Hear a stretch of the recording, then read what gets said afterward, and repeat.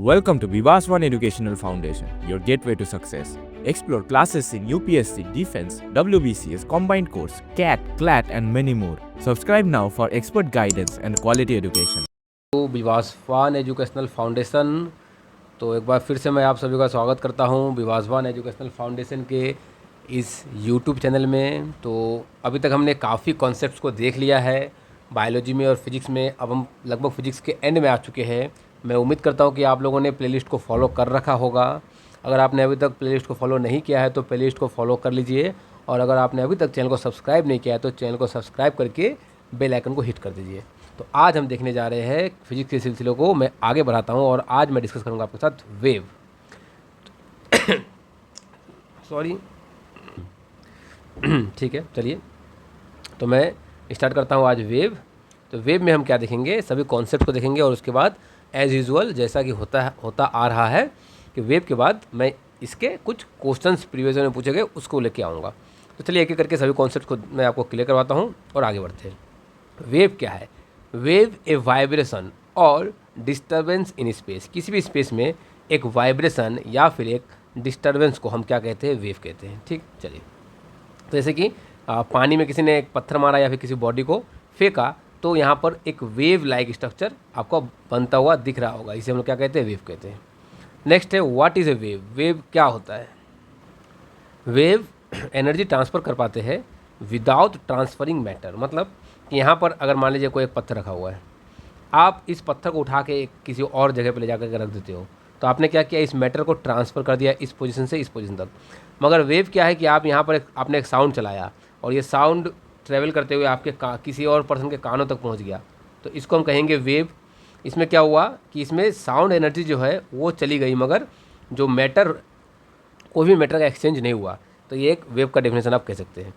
Next समझते हैं how far wave classified. How are wave classified. देखिए वेव को क्लासीफाई किया गया है, wave are classified by what they move through, by how particle move through them. मतलब कैसे पार्टिकल से वहाँ से मूव होते हैं और कैसे वेव मूव होता है, ये समझेंगे हम लोग। सबसे पहले देखिए क्या बोला गया है, what material do wave move through. तो वेव को मूव करने के लिए हमें मीडियम की जरूरत होती है। The substance that wave travel through and need to have in order to move. तो वेव को मूव करने के लिए जिस सब्सटेंस की ज़रूरत होती है उसे हम कहते हैं मीडियम।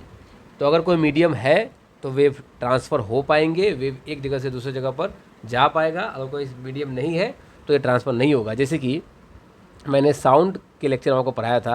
अगर आपने अभी तक साउंड का लेक्चर नहीं देखा है तो हमारे फिजिक्स के प्लेलिस्ट को फॉलो करके साउंड के लेक्चर को और बाकी लेक्चर्स को भी आप ज़रूर देख लीजिए। इससे आपकी गवर्नमेंट कॉम्पिटिटिव एग्जामिनेशन की प्रिपरेशन में और आप एक स्टेप आगे बढ़ पाएंगे। तो साउंड एक वेव है जिसको ट्रेवल करने के लिए मीडियम की जरूरत पड़ती है, जिसमें मीडियम मैंने बोला था कि एयर एक मीडियम है, वाटर या फिर लिक्विड बोल सकते हैं, लिक्विड एक मीडियम है, और एयर को हम लोग गैस भी बोल सकते हैं, और सॉलिड भी एक मीडियम है।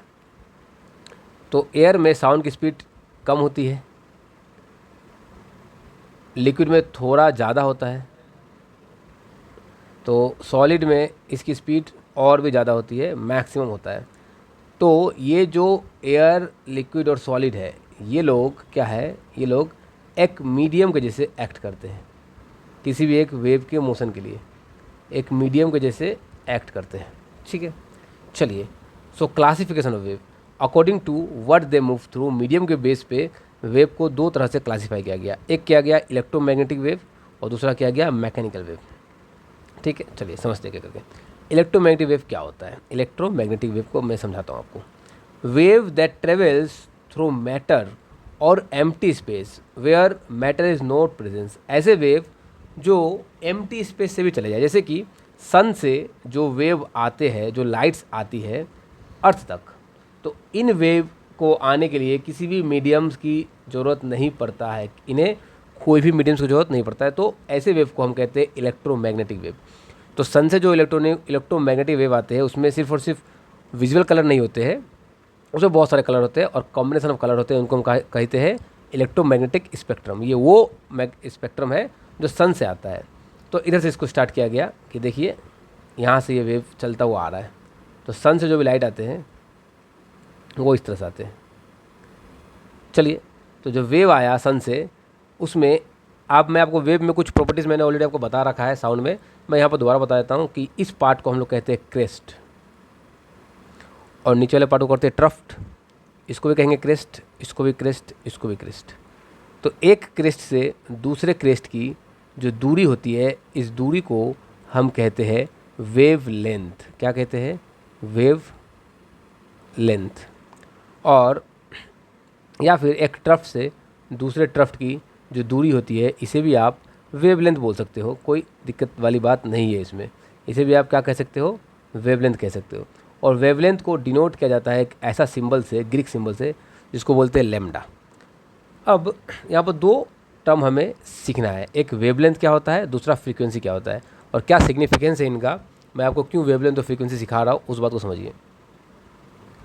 एक पॉइंट आप मान लीजिए, यहाँ पर कंसिडर कर लीजिए, 1 सेकेंड में कितने सारे ट्रफ्ट या कितने सारे क्रेस्ट इस पॉइंट को क्रॉस कर जाते हैं, उसको कहेंगे फ्रीक्वेंसी। तो अगर पॉइंट बहुत नज़दीक नज़दीक है, ये दो पॉइंट बहुत नज़दीक नज़दीक है, तो ये ज़्यादा क्रॉस करेंगे, और अगर दूर दूर है तो कम क्रॉस करेंगे। तो आप कह सकते हैं कि जिसका वेवलेंथ ज़्यादा उसकी फ्रीक्वेंसी कम, और फ्रीक्वेंसी को हम लोग डिनोट करते हैं एफ से या फिर न्यू से डिनोट कर सकते हैं। फ्रीक्वेंसी को हम लोग डिनोट करते हैं फ्रीक्वेंसी को हम लोग डिनोट करते हैं न्यू से, और किसी किसी बुक में एफ से भी डिनोट किया जाता है, तो मैं न्यू से ही इसको डिनोट करता हूँ। तो जिस वेव की वेवलेंथ ज़्यादा उसका फ्रीक्वेंसी कम, इस बात को आपको समझना होगा। तो आप देखिए, अगर आपसे पूछा जाए कि रेडियो वेव और माइक्रोवेव में किसकी वेवलेंथ ज़्यादा, तो आप कहेंगे रेडियो वेव की वेवलेंथ ज़्यादा as compare to microwave, microwave का वेवलेंथ कम as compare to radio wave. तो आप जैसे जैसे आगे बढ़ोगे, रेडियो वेव, माइक्रोवेव, इधर आएगा इंफ्रारेड, फिर आएगा विजिबल, फिर विजिबल के अंदर भी काफ़ी सारे लाइट्स होते हैं, वो भी मैंने आपको ऑलरेडी समझा रखा है लाइट चैप्टर में। अगर विजुअल के अंदर कौन से लाइट होते हैं, अगर आपने ये नहीं देखा है इस वीडियो को, तो आप अभी जा कर के लाइट चैप्टर का वीडियो देखिए, जो कि यूट्यूब चैनल में पड़ा हुआ है, काफ़ी लोगों ने उसे देखा भी है। तो अगर आप वहाँ से इसे कंप्लीट कर लेते हैं, तो यहाँ से काफ़ी क्वेश्चंस पूछे जाते हैं, आपको आसानी होगी चीज़ों को समझने में।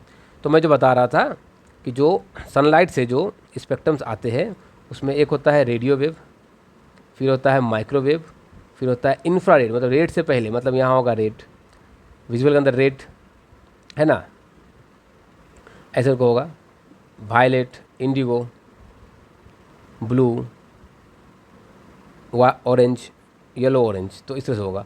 तो यहाँ होगा विजिबल, यहाँ होगा अल्ट्रा वायलेट, जो वायलेट के बाद अल्ट्रा वायलेट, फिर एक्सरे, फिर गामा रे।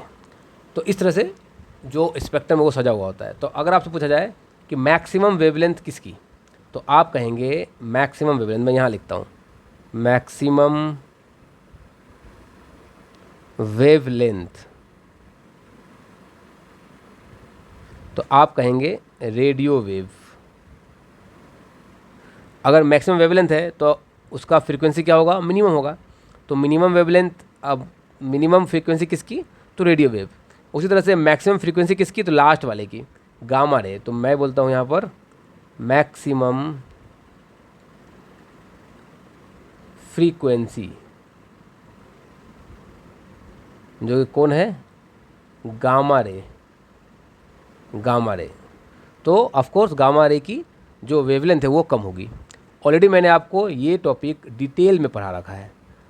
मैं फिर से कहता हूँ, अगर आपने उस वीडियो को चेकआउट नहीं किया है तो मैं लाइट चैप्टर का लिंक वीडियो के डिस्क्रिप्शन में दे दूँगा।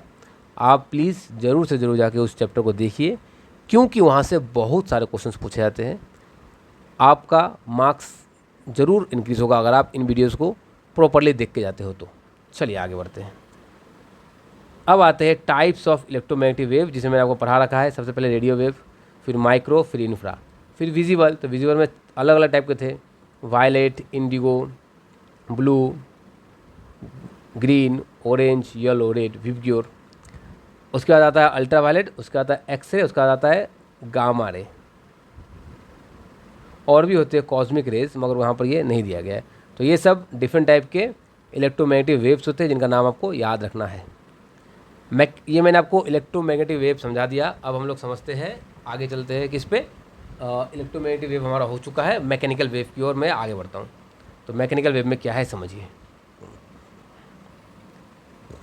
जैसे कि इलेक्ट्रोमैग्नेटिक वेव को किसी भी मीडियम की ज़रूरत नहीं पड़ती थी ट्रैवल करने के लिए, मगर मैकेनिकल वेव को मीडियम की ज़रूरत पड़ती है ट्रैवल करने के लिए। Without medium mechanical wave can not travel, तो इसको मीडियम की ज़रूरत पड़ेगी, ये आप समझिए। मतलब मीडियम बोले तो कौन कौन, या तो उस रास्ते में गैस होना चाहिए, या उस रास्ते में लिक्विड होना चाहिए, या वहाँ पर सॉलिड होना चाहिए, तभी ये वेव ट्रैवल कर पाएगी। रिक्वायर द पार्टिकल्स, वो पार्टिकल्स किसके हो सकते हैं, गैस के हो सकते हैं, सॉलिड के हो सकते हैं, लिक्विड के हो सकते हैं, of the medium to vibrate in order for energy to be transfer, energy को ट्रांसफर करने के लिए ये वाइब्रेट होते हैं। तो मान लीजिए यहाँ पर गैस के बहुत सारे पार्टिकल हैं, मैं आपको ऐसे समझाता हूँ। मान लीजिए यहाँ पर गैस के बहुत सारे पार्टिकल हैं। अब पहले वाले पार्टिकल को, इस वाले पार्टिकल को मैं इसको जूम करके दिखाता हूँ आपको। पहले वाले पार्टिकल को, इस वाले पार्टिकल को एनर्जी मिला, तो ये पार्टिकल वाइब्रेट करेगा, थोड़ा आगे बढ़ेगा। मैं इसको आपको दूसरे कलर समझाता हूँ। ये पार्टिकल वाइब्रेट करेगा, इसको चूँकि इसको एनर्जी मिल गया, तो ये क्या करेगा, वाइब्रेट करेगा, थोड़ा आगे बढ़ेगा, थोड़ा पीछे जाएगा, थोड़ा ऊपर जाएगा, थोड़ा नीचे जाएगा। तो वाइब्रेशन होने की वजह से इसकी जो वाइब्रेशन है वो इस पार्टिकल को मिल जाएगी। ये पार्टिकल उस वाइब्रेशन को ले लेगा, और फिर इसने क्या किया, अपने वाइब्रेशन को इसको ट्रांसफ़र कर दिया। जब इसे ये वाइब्रेशन मिल गया तो ये भी वाइब्रेट करना स्टार्ट कर दिया, थोड़ा आगे चलना स्टार्ट किया, थोड़ा पीछे, थोड़ा ऊपर, थोड़ा नीचे। तो इसने क्या किया, अपने चारों तरफ जो भी पार्टिकल्स है, अगर ज़्यादा कॉम्पैक्ट है तो ईजिली पास कर देगा, कॉम्पैक्ट नहीं है तो पास करने में टाइम लगेगा। इसलिए गैस में पार्टिकल कॉम्पैक्ट नहीं होते, गैस में टाइम लगता है वेव को ट्रैवल करने में, और सॉलिड में पार्टिकल कॉम्पैक्ट होते हैं तो सॉलिड में ईजिली वेव्स ट्रैवल कर जाते हैं, सिंपल। तो इसने अपने एनर्जी को इसको ट्रांसफ़र कर दिया, फिर इसको भी ट्रांसफ़र कर दिया। चलिए कलर बदल लूँ मैं, इसको ट्रांसफ़र कर दिया, इसने इसको कर दिया, और ऐसे करके फिर इसने आगे ट्रांसफ़र कर दिया। तो ऐसे करके वेव का ट्रांसफ़र होता है। मैंने आपको मॉलिक्यूलर लेवल में जाके समझाने की कोशिश करी है, उम्मीद करता हूँ आपको समझ में आ चुका होगा। अगर आपको वीडियो पसंद आई हो तो वीडियो को लाइक कर दीजिए और अपने दोस्तों में फैला दीजिए। और आपको इन नोट्स को लिखने की ज़रूरत नहीं है, अगर आप लिख रहे हैं तो बहुत अच्छी बात है, ये आपके हैबिट्स के लिए, ये आपका अच्छा एक हैबिट बन जाएगा।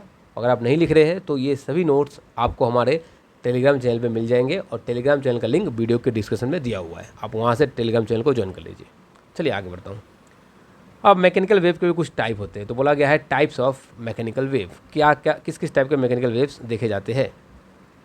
चलिए ठीक है, एक है वाटर वेव, ये भी एक मैकेनिकल वेव है। अर्थक्विक, या फिर इसका एक और नाम है scientific name seismic wave. Sound भी एक मैकेनिकल वेव है। वेव दैट ट्रांसफर डाउन ए रोप और स्प्रिंग, मतलब स्प्रिंग, आप जब एक रोप को ऐसे करके ऊपर नीचे करते हो, जिम में ये यूजुअली देखा जाता है, तो ये रोप जो जिस फैशन में ये रोप ऊपर नीचे होता है वो एक वेव लाइक फैशन में होता है, तो ये भी एक वेव है। अब क्लासिफिकेशन ऑफ वेव को हम समझते हैं according to how particle move through them. जो मैकेनिकल वेव है, आप अगर ऐसे समझो कि मैं आपको यहाँ समझाता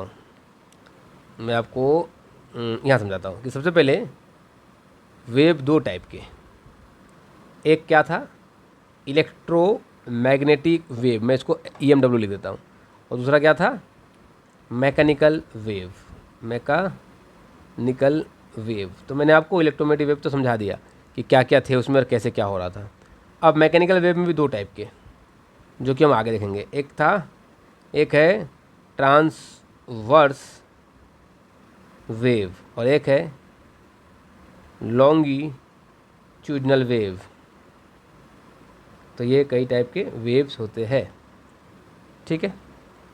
तो अब हमने क्या कर रखा है अभी तक, ये वाले को और ये वाले को पढ़ लिया। अब हम पढ़ने जा रहे हैं इस वाले को, ट्रांसवर्स वेव को। तो वेव दो टाइप के होते हैं, ट्रांसवर्स और लॉन्गिट्यूडनल। चलिए, तो ट्रांसवर्स वेव को मैं आपको अब डिटेल समझाऊंगा क्या है।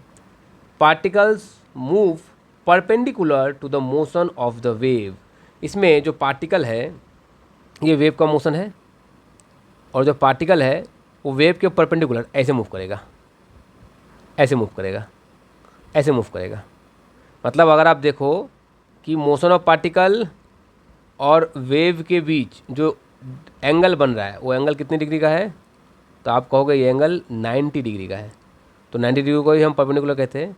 तो पार्टिकल के मूवमेंट और वेव के मूवमेंट में 90 डिग्री का एंगल बनता है, तो इसको हम क्या कहते हैं, ट्रांसवर्स वेव कहते हैं। इसका एग्जांपल आप अलग अलग वेव है, जैसे साउंड तो लॉन्गिट्यूडनल वेव का एग्जांपल है, ट्रांसवर्स वेव का एग्जांपल नहीं है, तो मैंने आपको पढ़ा रखा है। इसमें भी आपको मैंने बोला था कि मान लीजिए ये वेव है जो ट्रेवल कर रहा है, ये मैंने आपको अभी बना के दिखाया। अब ये है वेव के ट्रेवल का डायरेक्शन ऑफ वेव ट्रेवल। अब अगर मैं आपसे बोलूँ तो मिड पोजीशन से मैक्सिमम हाइट जहाँ तक पार्टिकल जा सकेगा, इस हाइट को हम एक नाम देते हैं और वो नाम है एम्पलीट्यूड। ठीक है, आप बातों को समझिए।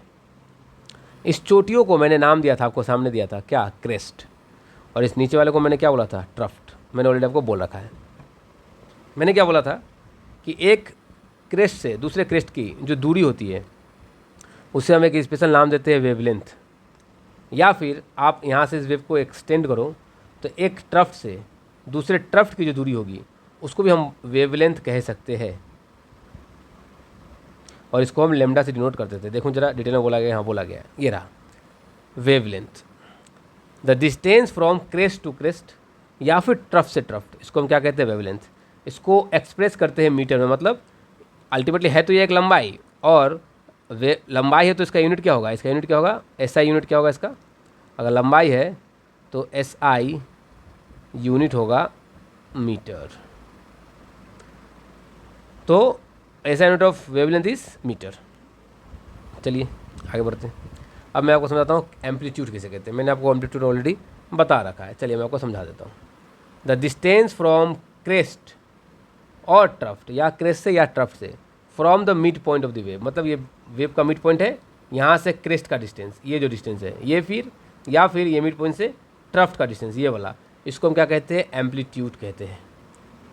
ठीक है, चलिए अब हमने ट्रांसवर्स वेव पढ़ लिया। अब हम पढ़ेंगे लॉन्गिट्यूडनल वेव। इसमें क्या होता है, particle moves parallel to the motion of wave, मतलब वेव ऐसे मूव कर रहा है तो पार्टिकल भी ऐसे ही मूव करेगा, इसी के डायरेक्शन में मूव करेगा, मतलब पार्टिकल ऐसे मूव करेंगे। मतलब आपको देखने में बिल्कुल सेम लग रहा होगा मगर सेम है नहीं, ऐसे मूव करेगा पार्टिकल। ऐसे समझो आप कि वेव जिधर पार्टिकल भी उधर ऐसे मूव कर रहा है, आगे की ओर मूव कर रहा है पार्टिकल, और वेव भी उधर ही मूव कर रहा है, तो इसको हम लोग कहते हैं लॉन्गिट्यूडनल वेव। इसके एग्जाम्पल क्या है, साउंड वेव। इसके एग्जाम्पल क्या है, साउंड वेव। लॉन्गिट्यूडनल वेव में क्या होता है, एक होता है कंप्रेशन और एक होता है रेयर फ्रैक्शन। कंप्रेशन क्या होता है, जहाँ पर वेव बहुत कंडेंस होगा, इस वाले एरिया को बोलेंगे कंप्रेशन, कंप्रेशन।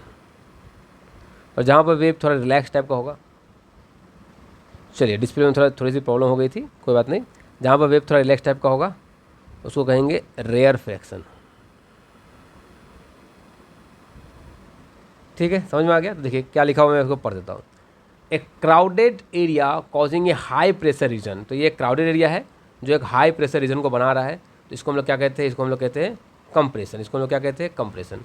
ये क्या है, हाई प्रेशर एरिया, मतलब यहाँ प्रेशर क्या होता है, यहाँ पर प्रेशर हाई होता है। Next, a spread out area causing low pressure region, एक फैला हुआ एरिया है जो लो प्रेशर बनाता है। क्या बनाता है, प्रेशर यहाँ पर कम होता है, प्रेशर यहाँ पर यूजुअली नॉर्मल से कम होता है। चलिए आगे बढ़ते हैं। तो यहाँ पर आपको दिख रहा होगा ये कंप्रेशन है, ये कंप्रेशन है, ये कंप्रेशन है, ये एरिया और ये एरिया रेयर फ्रैक्शन है। Longitudinal transverse and longitudinal wave क्या है, मैंने आपको समझा दिया। अच्छा कौन सा क्या है, आपको ये पूछा गया है, इसको मैं ए बोलता हूँ, इसको मैं बी। आप मुझे कमेंट सेक्शन में कमेंट करेंगे कि ए कौन सा वेव है, ट्रांसवर्स या लॉन्गिट्यूडनल, और बी कौन सा है, ट्रांसवर्स या लॉन्गिट्यूडनल। तो ये हमारा वेवलेंथ कह सकते हैं हम स्प्रिंग में, और ये लॉन्गिट्यूडनल में, सॉरी ट्रांसवर्स में ये वेवलेंथ है, एक ट्रफ्ट से दूसरा ट्रफ्ट। वैसे ही एक कंप्रेशन से दूसरा कंप्रेशन वेवलेंथ है इन केस ऑफ लॉन्गिट्यूडनल। आपको अगर लॉन्गिट्यूडनल में कभी ढूंढना पड़े कि कौन सा वेवलेंथ है, कौन सा एम्पलीट्यूड है, तो हम यहाँ पर ये कह सकते हैं कि वेवलेंथ जो है हमारा कौन सा है, एक कंप्रेशन से दूसरे कंप्रेशन का डिस्टेंस, या फिर एक रेयर फ्रैक्शन से दूसरे रेयर फ्रैक्शन का डिस्टेंस। अब वेव के कुछ कैरेक्टरिस्टिक्स, जिसमें से आता है फ्रीक्वेंसी, मैंने आपको ऑलरेडी बता रखा है। फ्रीक्वेंसी को हम लोग एफ से या फिर ग्रीक सिंबल न्यू से डिनोट कर सकते हैं। The number of wave that pass a fix point पर सेकेंड, मैंने क्या बोला था कि आप यहाँ पर एक पॉइंट ले लो और यहाँ से मान लीजिए वेव चलता हुआ आ रहा है, तो कितने नंबर ऑफ वेव एक सेकेंड में, कितने नंबर ऑफ वेव, एक वेव दो वेव ऐसे करके कितने नंबर ऑफ वेव एक सेकेंड में इस पॉइंट को क्रॉस कर जाएंगे, उसको हम लोग क्या कहते हैं, उसको हम लोग क्या कहते हैं, एक सेकेंड में कितने नंबर ऑफ वेव क्रॉस कर जाएंगे, उसको हम लोग क्या कहते हैं, फ्रीक्वेंसी। अब फ्रीक्वेंसी का ऐसा यूनिट भी होता है जो कि काफ़ी बार पूछा गया है, ये इंपॉर्टेंट भी है। तो फ्रीक्वेंसी का जो ऐसा यूनिट होता है वो क्या होता है, हर्ट्ज होता है, और फ्रीक्वेंसी होता है 1/टाइम पीरियड। ये आप याद रखिएगा, ये एक फॉर्मूला है। फ्रीक्वेंसी क्या होता है, 1 by time period. Wave characteristics, इसमें से आ गया time period. The time taken a wave to travel a distance equal to the wavelength, मतलब वेवलेंथ के इक्वल डिस्टेंस चलने में एक वेव को कितना टाइम लगेगा, वेवलेंथ के इक्वल डिस्टेंस चलने में एक वेव को कितना टाइम लगेगा, उसको क्या कहते हैं, टाइम पीरियड। चूँकि ये टाइम है तो इसकी यूनिट क्या होगी, सेकेंड। और अगर फ्रीक्वेंसी होता है 1 बाई टाइम पीरियड, तो टाइम पीरियड हो जाएगा 1 by frequency, simple as that. अब आते हैं वेव वेलोसिटी। क्या होता है वेव वेलोसिटी, समझिए। वेव वेलोसिटी क्या होता है, distance travel by wave crest in 1 period, मतलब कि एक टाइम पीरियड में कितने सारे क्रेस्ट आ रहे हैं, उसको क्या कहते हैं, वेव वेलोसिटी। तो जो वेलोसिटी होता है वो होता है वेवलेंथ बाय टाइम पीरियड। ये बहुत ही इंपॉर्टेंट फॉर्मूला है, आपको ये याद रखना है। जितने फॉर्मूलेज है वो आपको याद रखना ही होगा, क्योंकि यहाँ से क्वेश्चन काफ़ी आसान क्वेश्चन पूछे जाते हैं। अब आते हैं वेव बिहेवियर में। चलिए स्टार्ट करता हूँ इसको भी। तो वेव की बिहेवियर का अगर मैं बात करूँ तो बहुत ही अच्छा बिहेवियर वेव का, बड़ों का इज्जत करता है ये। चलिए देखते हैं। What happens when a wave meet hard surface like wall, क्या होगा।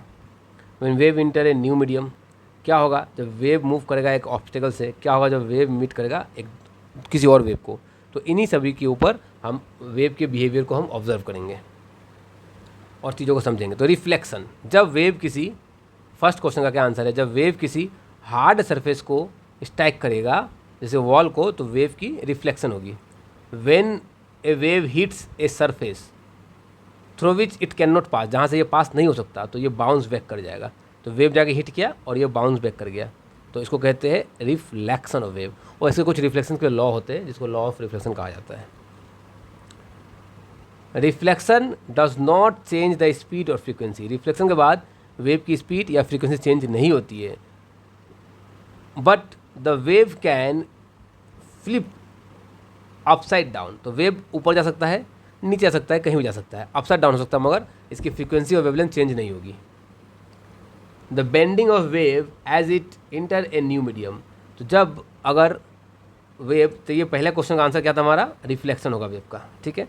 दूसरे का क्या है, रिफ्रैक्शन होगा। जब वेव किसी एक मीडियम से दूसरे मीडियम, अलग अलग मीडियम पे जाएगी तो उसमें क्या दिखने को मिलेगा, रिफ्रैक्शन दिखने को मिलेगा, रिफ्रैक्शन। तो रिफ्रैक्शन क्या होता है, जब एक मीडियम से आप देखो, ये पेंसिल को जाना चाहिए था ऐसे,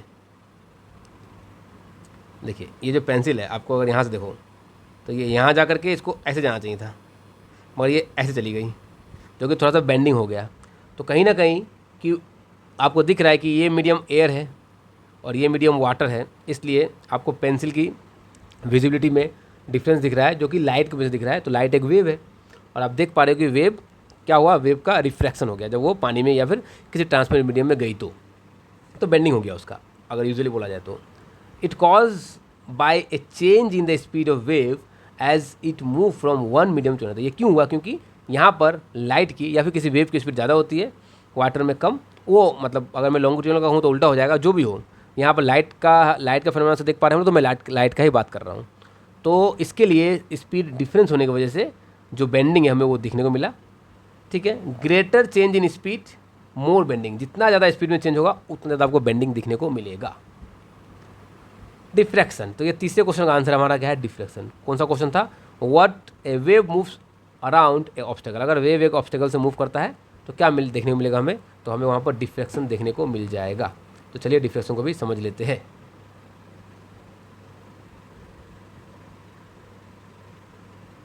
तो डिफ्रैक्शन क्या है, the bending of wave as it move around the obstacle passes through a narrow opening. अगर एक नैरो ओपनिंग से वेव को निकाला गया तो वेव क्या होगा, बैंड हो जाएगा, उसको लोग क्या कहते हैं, डिफ्रैक्शन। अलग अलग डिफ्रैक्शन था यहाँ पर, है ना, फ्रेडहोफर डिफ्रैक्शन और भी डिफ्रैक्शन है। The wave will try to curve around the boundary और upward through the opening of due to friction. मतलब वेव क्या होता है, एक छोटे ओपनिंग से निकलते टाइम ऐसे बैंड हो जाता है फ्रिक्शन की वजह से। ये रहा बेंडिंग ऑफ वेव।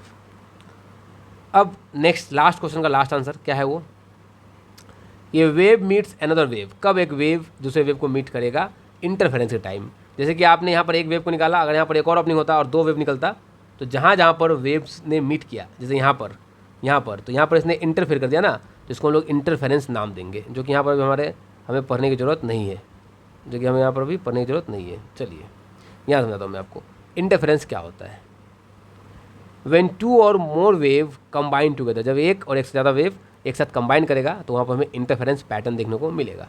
तो इंटरफेरेंस दो टाइप से हो सकता है, एक कंस्ट्रक्टिव इंटरफेरेंस, जब दो वेव जहाँ पर मिलेंगे सेम फैशन में मिलेंगे, सेम फैशन में देखिए जहाँ पर क्रेस्ट है वहाँ क्रेस्ट, जहाँ ट्रफ्ट है वहाँ ट्रफ्ट मिल रहा है, तो इसको हम लोग कहेंगे कंस्ट्रक्टिव। क्रेस्ट के साथ ट्रफ्ट मिल जाए और क्रस्ट के साथ ट्रफ्ट मिल जाए, उल्टा उल्टा मिल जाए, तो उसको हम लोग कहेंगे डिस्ट्रक्ट। देखिए ये देखिए उल्टा मिलना है, इसको क्या कहेंगे डिस्ट्रक्टिव इंटरफेरेंस, सिंपल। तो व्हेन यहाँ पर कुछ लिखा हुआ तो उसको समझाता हूँ। When two wave combine to make a larger wave, जब दो वेव मिलके एक लार्जर वेव बनाता है, क्रेस्ट टू क्रेस्ट मिले और ट्रफ टू ट्रफ, तो उसको हम लोग कहते हैं कंस्ट्रक्टिव इंटरफेरेंस।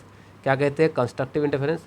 और यहाँ पर क्या बोला गया है? When two or more wave combine to produce a smaller wave or destroy the wave completely, तो इसको हम क्या कहते हैं? Destructive interference. देखिए वेव था, ये सीधा लाइन हो गया, उसको क्या कहेंगे? Destructive interference. ठीक है, तो मैं उम्मीद करता हूँ कि आपको वीडियो पसंद आई हो। अगर आपको वीडियो पसंद आई है तो वीडियो लाइक कर दीजिए। अगर आपने अभी तक चैनल को सब्सक्राइब नहीं किया तो चैनल को सब्सक्राइब कर दीजिए। आज का लेक्चर थोड़ा छोटा था क्योंकि आसान सा टॉपिक है, इससे काफ़ी कम क्वेश्चन आते हैं। जो भी क्वेश्चन आते हैं वो फार्मूला से आते हैं, तो मैंने आपको फार्मूला ऑलरेडी पढ़ा रखा है, तो आप उन फार्मूलों को याद कर लीजिए। और नेक्स्ट आपको मैं इसी चैप्टर के जो भी प्रीवियस में पूछे गए क्वेश्चन है उसका एक वीडियो दूंगा, तो आप मेक श्योर कर लीजिएगा आपने चैनल को सब्सक्राइब किया हो, और अगर आपको वीडियो पसंद आई हो तो वीडियो को लाइक कर दीजिए। आप सभी का बहुत बहुत धन्यवाद। Thank you for learning with Vivas One Educational Foundation. For contents like this, follow us on Facebook and Instagram today.